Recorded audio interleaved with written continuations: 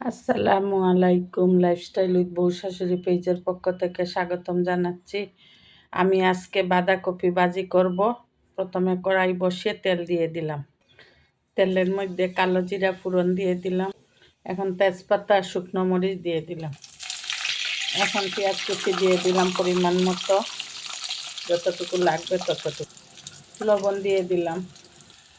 এখন টমেটো কুচি দিয়ে দিলাম।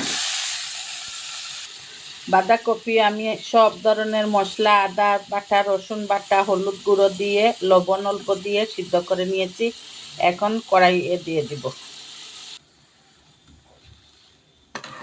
আমি এইভাবে নেড়ে নেড়ে পানিগুলো শুকিয়ে নিব।